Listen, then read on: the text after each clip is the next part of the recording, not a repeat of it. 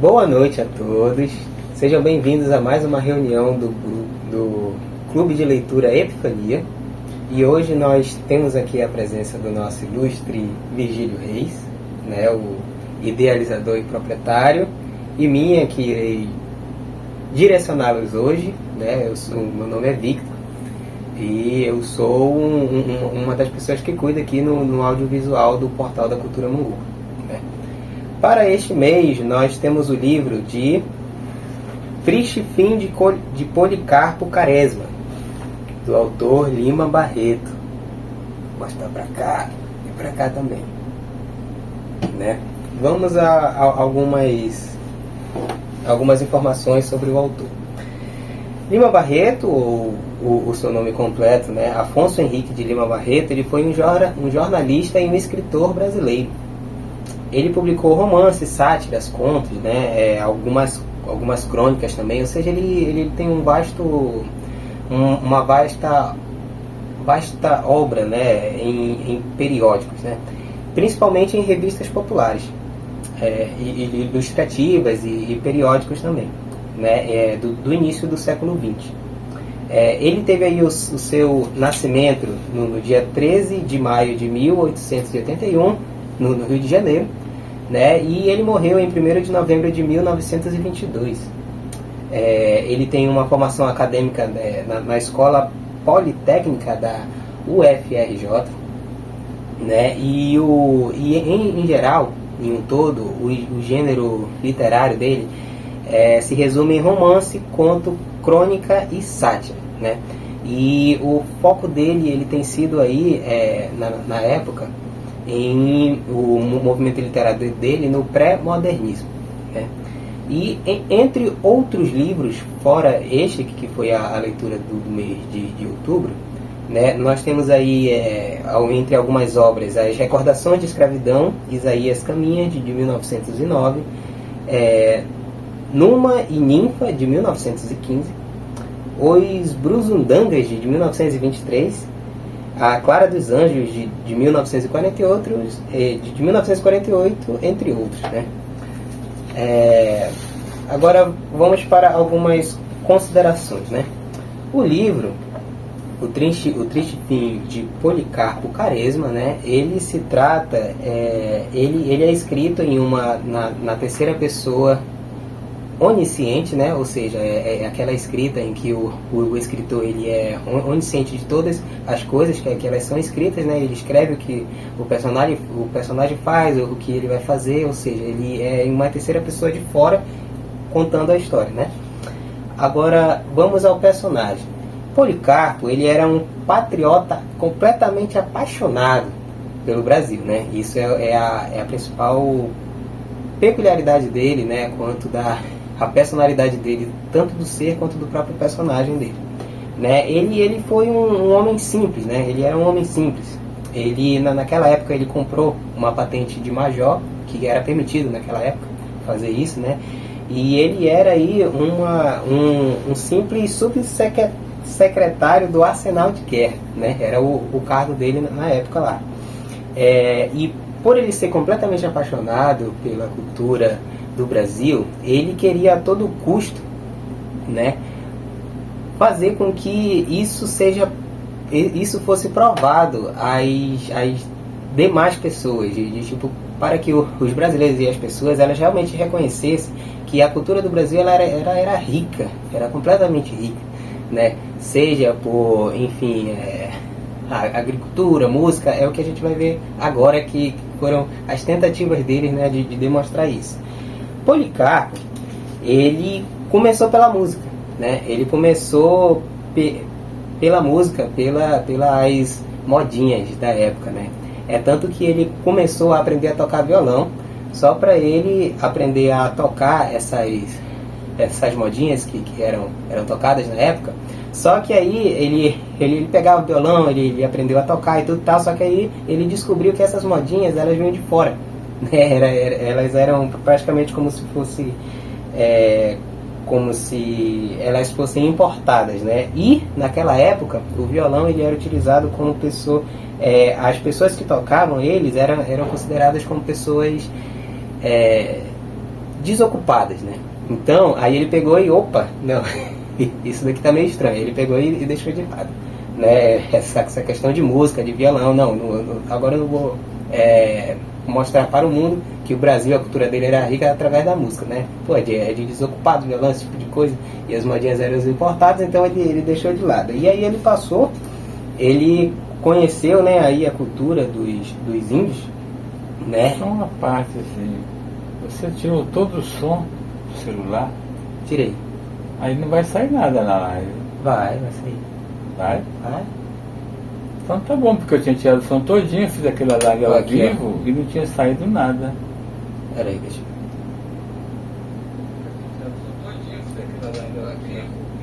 Aqui no céu, né? Mas naquele lá.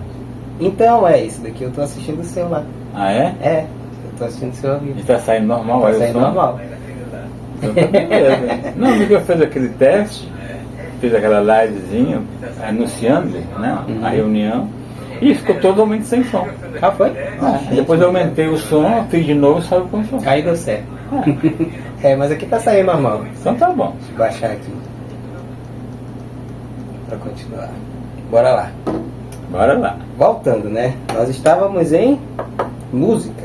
Isso, a música era pra vagabundo. Era pra vagabunda a música. Beleza. Então aí o seu Policarpo, ele descobriu, né? Ele ficou fascinado pela língua do Tupi-Guarani. Tanto que ele começou a escrever, né? E ele começou a falar, ele procurou algumas autoridades também e começou a falar de que o Tupi-Guarani ele deveria ser a língua oficial da cultura brasileira. Por quê? Porque o português ele era uma língua de Portugal, não era do Brasil, né? Então ele queria intitular a língua do Tupi-Guarani nesse sentido aí. Tanto que ele até enviou uma carta escrevendo e nem foi intencional, era só um teste, ele estava só treinando o Tupi-Guarani dele e ele sem querer ele mandou essa carta, né, para um cara aí. Aí esse cara, né, que era de alta patente e tal, ele pegou, ele viu aquele negócio ali, mandou ele pro hospício. Pô, esse cara, ele tá ficando doido já quer transformar o Tupi com o Guarani como a língua oficial do Brasil, esse tipo de coisa, enfim, ele foi pro hospital. Na saída do hospital, o seu Policarpo Quaresma saiu pior do que ele entrou. Ele saiu querendo salvar a cultura do Brasil através agora da agricultura. Tanto que ele comprou um terreno, né, um lugar lá, e ele começou a plantar, a fazer cultivo e esse tipo de coisa, né? Então agora era a agricultura que ia salvar realmente a cultura do Brasil. Ele queria provar que a terra aqui do Brasil era uma terra fértil, era uma terra rica, né? Em que você pudesse plantar qualquer coisa, pudesse cultivar as suas frutas, os seus legumes, né? Enfim, ele já estava nesse fim aí. Aí veio uma guerra, não veio uma guerra, seu dia? Não sei se foi invasão. Foi invasão de alguma coisa que eu esqueci agora.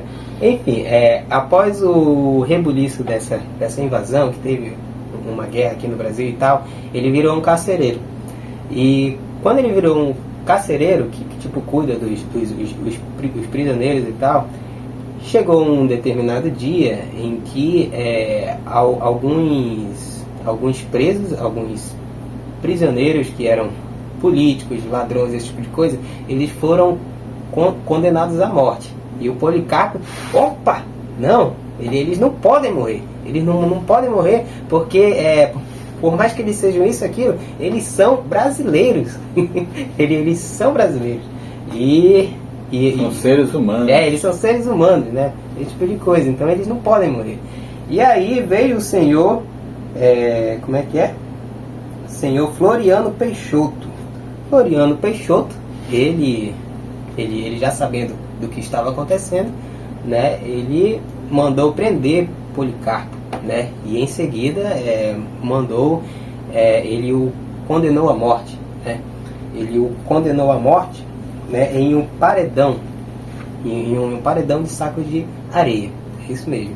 Ele foi lá, ficou estirado, né? E ele foi morto lá a tiros, né? E o crime que ele fez foi crime de pensamento, né? Crime de pensamento ideológico, enfim. Ele tentou mudar, né, certas ideias e ideologias. E este foi o fim, né, o que deu o título ao livro de O Triste Fim de Policarpo Quaresma, né? Um cara que ele era completamente apaixonado pela a cultura brasileira, e ele, por mais que ele tentasse buscar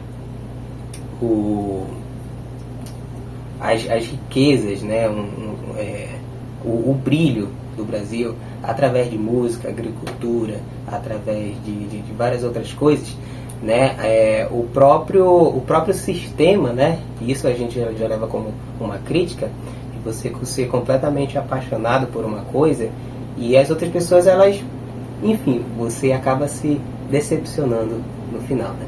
Agora eu passo a palavra para o seu Virgílio. Bom, boa noite, gente. Esse livro é bastante interessante por vários aspectos, né? A princípio, né, a primeira ideia que vem assim é de crítica, né? Ele pessoalmente, né, como escritor, ele era preto, né? Viveu numa época onde o preconceito era muito forte. Mesmo assim ele conseguiu, a duras penas, né, conseguiu sucesso, né, como escritor. Tentou entrar para a academia, não conseguiu, certamente por problema de preconceito. Várias vezes tentou entrar e não foi aceito na Academia Brasileira de Letras. Foi contemporâneo do Machado de Assis, que ele acabou sendo ofuscado, né, pela grandeza do Machado de Assis na época. Veja a crítica dele. Floriano Peixoto. Quem foi Floriano Peixoto? Foi o Marechal, que via ser presidente do Brasil e era conhecido como Marechal de Mão de Ferro. Marechal de Ferro. Ou seja, era muito rígido, era quase uma ditadura mesmo, né? Que era da imposição, da lei, do jeito que não tinha muito questionamento, né, com o governo, né, naquela época, né? E a época que ele viveu antecedeu a Semana de Arte Moderna, que o Brasil passou por um momento de nacionalismo, né? A literatura, a história de modo geral, a cultura brasileira passou a ser priorizada em relação à europeia, né? Portuguesa e francesa, tudo que dominava por aqui, a gente copiava tudo, né? Então começou a surgir um movimento interno aqui no Brasil, nossos poetas, escritores de modo geral, um movimento nacionalista, né? De valorizar a cultura brasileira. Então ele é dessa época, ele é pré-Semana Moderna. Na Semana Moderna foi em 22, Semana de Arte Moderna foi em 1922 e ele morreu um pouco antes disso. Então a fase dele já é levando a literatura para a arte moderna, né? Modernismo, né, de modo geral, brasileiro. E a crítica que ele faz da sociedade é bastante contundente, né? Me lembrou até de Kafka. Como se fosse assim uma sina, um destino de sofrimento, que você acaba tendo que se conformar com a coisa, mas você se revolta, mas não tem como se revoltar, é opressão. Isso, para mim, foi o Kafka escrito e narrado, que não mudou muita coisa, não. Se você assistiu o Processo, se você leu o Processo, né, o livro O Processo de Kafka, aquele sofrimento dentro daquela burocracia, aquele negócio todo, e junta-se a burocracia com o autoritarismo, dá o que deu, dá o que deu. Outro aspecto do Lima Barreto também é a maneira como ele escreve, né, como ele narra, um vocabulário. Quando a gente lê um livro desse, a gente amplia muito o nosso vocabulário, que usa muitas palavras que não são mais usadas atualmente, né? Muita coisa se mudou. De vez em quando tem que ir no dicionário. O que é isso mesmo, gente? Né? É uma coisa corriqueira, mas que a gente não tem costume de estar ouvindo, né? Mas faz parte da língua portuguesa.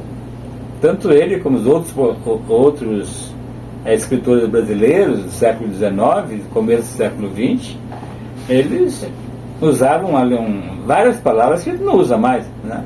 Então, se você não os ler, você vai ficar um pouco, né? Não vai entender muito bem, né? O que eles estão dizendo. Tem que procurar no dicionário. Tá certo que a língua acompanha, né? A gramática acompanha o dia a dia, na fala. É preciso, né? Que as novas palavras sejam incorporadas, algumas entram em desuso, mas fizeram parte do nosso vocabulário.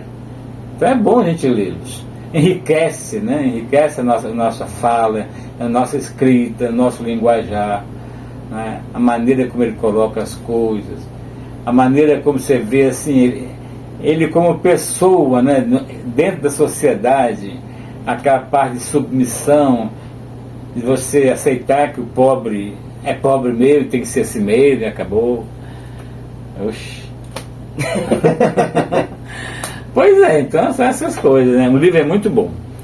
Recomendo quem não leu, leia-o, que vai fazer muito bem para o seu intelecto e para o seu conhecimento de mundo e conhecimento incrível do próprio Brasil, né? O Brasil nem sempre foi um mar de rosa para a população, não. E ainda hoje não é, né? Mas já teve situações muito piores, né? A cada dia que passa a gente está melhorando um pouquinho, mas já passamos por situações muito desagradáveis em termos de humanidade, de amor ao próximo, de uma sociedade mais justa. Isso nunca teve, não. Então vale a pena conhecer um pouco o nosso passado, porque brasileiro não é bonzinho, né? Como costumam dizer aí. Brasileiro não é muito amigo, como dizem por aí. Não é bem assim não, né? O brasileiro é bastante egoísta, só quer saber do seu lado mesmo. Até entre estados existem problemas, entre várias sociedades, profissões. É uma constante briga de foice, né, gente? A verdade é essa. Então, para que a sociedade seja boa, unida, né, vai demandar mais tempo. Você tem que deixar de querer para você, só para você tem que querer para todos, né? Isso é um pouco difícil, principalmente na parte da política, né? Que tem que dizer o bem de todos e de quando vira só o bem de alguns. Tudo isso são injustiças que acaba repercutindo nas pessoas mais pobres, mais carentes, né? Muito bem, isso dito, fica reforçado o convite para que leiam o livro e vamos anunciar então, né, para a próxima reunião, que vai ser na próxima segunda-feira do mês de novembro. Márcio Souza, Galvez, Imperador do Acre. Ai, Galvez. Esse livro foi proposto, é um dos propostos, né, na última reunião, e ele é basicamente uma comédia, né, uma sátira bastante interessante do Márcio Souza, que é um escritor amazonense, né, bastante, acho que atualmente é o mais conhecido, né, vivo dos escritores amazonenses. E temos ainda mais uma novidade, né, que é a professora... Sim. Na próxima reunião nós teremos aqui nos dirigindo, né, a live. Mediando essa live. Mediando, é a palavra certa. A Bianca Soares Ribeiro, que ela é bióloga e professora. Bianca, estamos te esperando. E aguardando. E leia o livro, certo? Para vir conversar conosco sobre essa história, que é bastante interessante. E vocês todos leiam, né? E para poder comentar durante a live, colocar a opinião de vocês, vir até aqui, agora já tem uma placa lá fora. Olha, tem uma placa. Não tem como errar, não. Não achei, não sei onde é, agora sabe. Tem um portal lá de 3 metros de altura. É um portal da cultura, está lá na frente, na Avenida Sucupira 35. Pode chegar lá que vai vir lá a placa bem grande, não tem como errar mais não. Então na próxima segunda-feira às 18 horas, tá? Aguardamos vocês. Boa noite. Boa noite. Tchau.